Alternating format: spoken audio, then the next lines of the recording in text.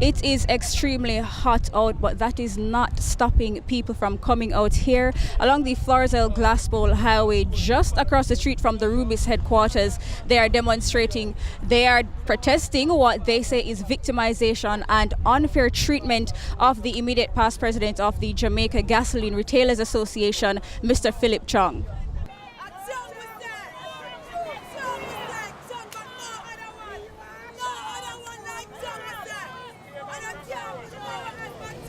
People walked from miles from communities such as Harbourview, while others travelled from as far as Christiana, Manchester to voice their displeasure and to show their support for their boss and the JGRA past president, who was also in attendance.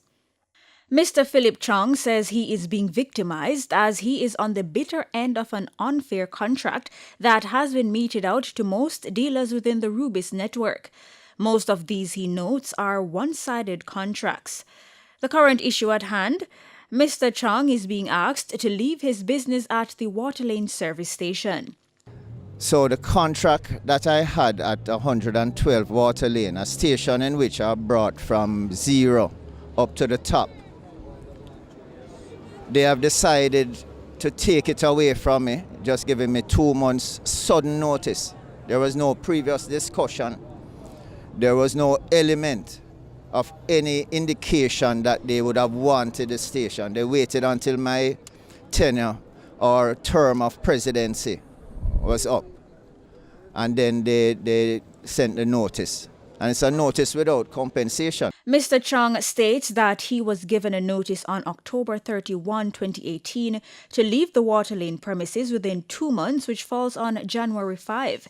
He says while it may be Rubus's building, it must be known that it is his business. It is their building, but it is my business, right? My business and their business and their building put together to make the one entity. So they can have their building, but they cannot take my business. If they want my business, they need to pay for it.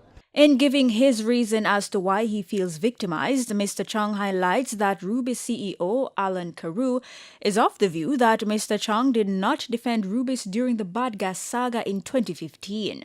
Meanwhile, the current president of the JGRA, Gregory Chung, says the fight does not stop here.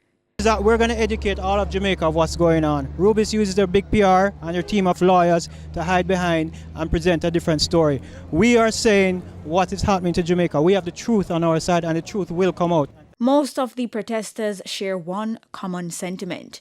To them, Mr. Chung is not only a good boss, but a savior. Whenever him that some various place and I would die because that did a junk and fast. So he said it wasn't Mr. Chung. And I'm from Bush, I come from Marcia, Scotland. A lot of boys and a lot of women like me take off of the road. Anyway, when we work with Mr. Chung, Mr. Chung is a nice man. Sometimes he help me out with my kids and so. But if I lose the work, I don't know what I can do now. If him gone, I really would miss him. So if them can give him a chance. They say no Chung, no Rubus.